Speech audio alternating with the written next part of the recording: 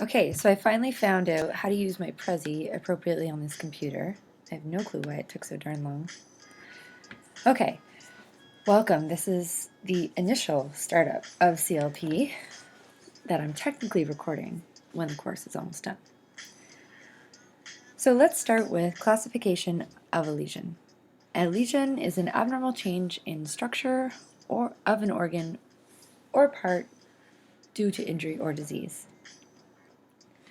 That being said, we can break down lesions into various categories. We have a bruise, a tumor, a wound, abrasion, excoriation, scratch, scrape, cut, blah, blah, blah, blah, blah. All of those are considered lesions, and then we'll further break them down into separate categories in the next area. So all of these are considered lesions. So when I'm talking about a tumor, or if I'm talking about an open wound, technically I'm talking about a lesion. The role of the RVT is knowing how to collect samples from all these different lesions and how to make representative sample slides for diagnostic purposes. So the broad categories of lesions are erosive lesions, surface lesions, fistulous tracts, and generalized lesions. Erosive lesions. An example would be an ulcer, so erosion of the skin or mucous membrane. Decubital ulcers is another way to say bed sores.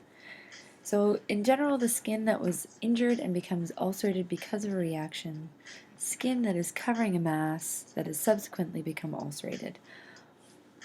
A fissure is a crack-like sore.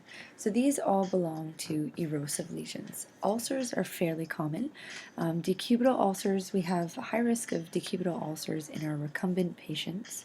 So dogs and cats that are in the hospital, whether they need to stay sedated because of their medical condition or they physically cannot move out of their current position.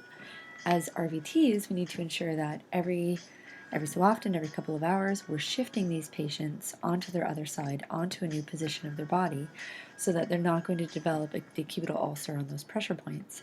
Likewise, massage of the area, massage of the legs, abdomen, chest, etc., can help prevent these decubital ulcers.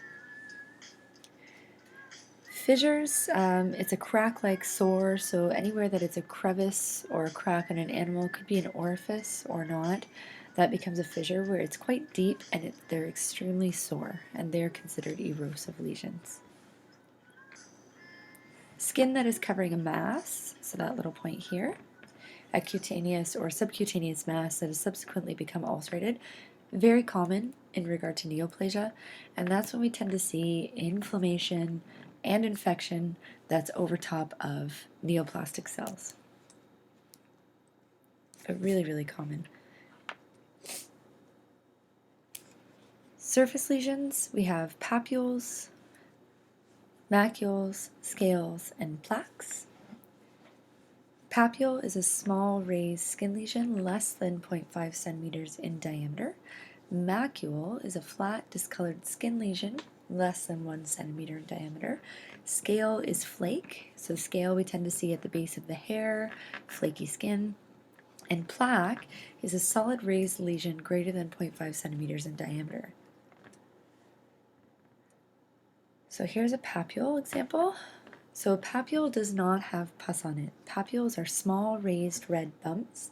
In this case, it's a blurry picture, but we're looking at a cat with feline acne on its chin. So it's the beginning stages of feline acne, where it's simply raised red bumps throughout its chin. Puppy dermatitis, common for puppies to get on their soft bellies. This doesn't look like a puppy, but common to get on the abdomen if an animal has moisture on their abdomen, or they're outside quite a bit in the summertime and they get sort of a reaction, whether it's from a little bit of yeast or infection starting, but they can get a little reaction. Again, no pus involved yet, but just small little red bumps throughout their skin. A macule is a discoloration of the skin.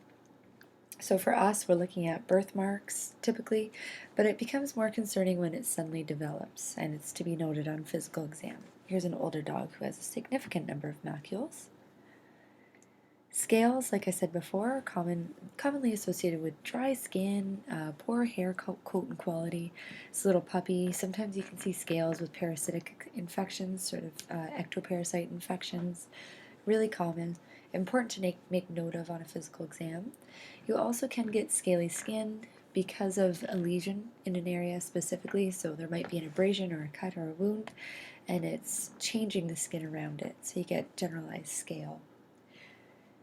Plaque, you commonly see, this is on a horse, this one, but plaque you commonly see in chronic skin infection animals. So really chronic infection, they have chronic eruptions of pus potentially depending on their condition, and then these thick plaques that develop, so really thick abundance of dead skin cells. You don't pick off plaques because of course this one's been picked off, it looks like, but underneath are healthy skin cells that are attached to those dead skin cells, so it's like peeling off a scab essentially, and you can open them up to more infection. But plaques are sort of rings of thickened dead skin cells. Surface lesions, this category, a patch is a localized skin color change greater than a centimeter in diameter. A crust is a collection of dried semen, no, not semen, whoa, dried sebum, so sebaceous material, and cell debris. And a wheal is a smooth, slightly raised, swollen area that itches. So a patch is very similar to a macule, same idea, sort of like our birthmarks, but it's bigger, it's much bigger. Here's a good example of crusts. So this poor cat has wounds or lesions all over its nose, which have developed crusts on them. And same with this little bunny, looks like an upper respiratory type infection. Well, who knows, I can't hear the way it's breathing, but it's common to find them in upper respiratory infections where they get crusts of sebaceous material. And then a wheal essentially are hives, and they can be small hives or large hives. Hives are tricky to notice on long-haired dogs unless they're on their face or their legs. Short-haired dogs, they're really easy to notice because their hair changes. So their little hairs stand up, and you can really see the 3D effect of the wheals of hives. Oops. I don't know if it'll go to this one, so I'll just show you. There's another example. So those are quite significant wheals, and they're most commonly associated with an allergic reaction. However, there can be other causes. Immune type reactions can cause wheals as well. Then we move on to fluid-filled lesions. We have cysts, which is a closed sac or pouch containing fluid or semi-solid material. Pustule is a small circumscribed elevation of the skin containing pus. Vesicle is a circumscribed elevation of the skin containing fluid that is less than 0.5 centimeters in diameter, and a bulla is a large vesicle that's greater than 0.5 centimeters in diameter. So we have, my editing wasn't fabulous, we have various types of cysts, and sometimes when we talk about sebaceous cysts, they contain either sebaceous fluid or sebaceous thick chunky material. This is a pustular dermatitis, so little pus pockets that rise up and then of course erupt at some point. Pustular dermatitis, I can only imagine how happy the owners are that their dog has pustular dermatitis. And this is a really awful dermatitis. This is very, very raw. Alopecia red erythematosus, I can never say that. And it has tiny little pustules all over the skin. So it's really important to know if you're seeing papules versus pustules, because sometimes papules will evolve into pustules with advancement of a condition. And then this is a bulla. It's a fluid-filled sac. It's similar to a blister, and they can happen for numerous reasons. So they're literally similar to a blister if you wear the wrong shoes and your heel gets a blister, and if you pop it, it's extremely painful, and it has that clear fluid throughout. And then we have fistulous tracts. The open tract, it's an open tract often draining from one area to another. So we'll look at some fistulous tracts. We see fistulous tracts in dental disease, and that would be a tooth root abscess. And abscesses in general are fistulous tracts. So the bacteria is starting in one area that's completely encapsulated by tissue, but bacteria will find a way out. So essentially, the bacteria that is sitting at the root of one of the premolar teeth, starts to burrow its way out, finds a little opening through the skin, and pus and material and fluid will come out of that fistulous tract. Oh, and my anal gland abscess is right here. So this again is a fistulous tract. It's a little anal gland abscess. These are very common in dogs. You can get them in cats too, but common in dogs. The dog will often come in either because the owner sees a tumor on their dog's bum. That's the common client call that you'll get. Or the dog screamed and then now it has all this material draining from a giant hole beside its bum, as the client might say.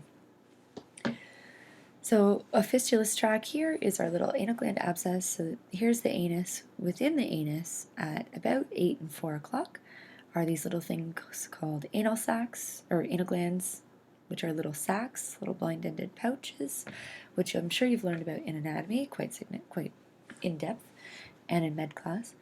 And the anal gland material typically builds up and then the anal glands become expressed and they empty during defecation. So a firm stool passes through, it applies pressure onto the anal glands, and then it expresses the material outward when the dog has a bowel movement, or the cat. Sometimes they become clogged and blocked, so instead of expressing the anal glands every time the dog has a bowel movement, the anal glands instead are blocked and are starting to fester. So there's bacteria in there, there's inflammation starting to build up. So of course that bacteria and inflammation wants to find a way out. It's tried to get out via the normal anal gland exit, and it can't, so of course it's going to burrow out through the tissue beside the rectum, or beside the anus. So it starts off as a big swelling. That's when the anal gland abscess is occurring before it's ruptured, and then at some point it pops through the skin and the anal gland material and inflammation will drain out. Generalized lesions are covering the body in general, not one specific area, so it's really important to note if it's generalized or localized. Most commonly it's associated with dermatitis and or ectoparasites. This is a pretty typical Demodex dog, so a parasite that affects generalized skin. And lastly, we'll just touch briefly on dental lesions. So caries are cavities. Dogs get caries. Cats do not typically get caries. Cats, however, get these fun little things called feline resorptive lesions, or neck lesions, or phorals, feline oral resorptive lesions. So here's a carie, a little cavity in the dog's tooth, and it's a brown spot where you would touch it with your explorer and identify that it's sticky and that it carries on through the enamel of the tooth. And feline oral resorptive lesions are really unfortunate. They start at the connection between the crown and the tissue, the gingiva, and it's a resorptive lesion that has eaten away a lot of the root subgingivally, and then it's continuing to eat away into the crown of the tooth. They're extremely painful. When you touch them with your explorer and the cat is under anesthetic, you often see their mouth quiver, their jaw quiver, and these teeth need to be extracted. And that is all.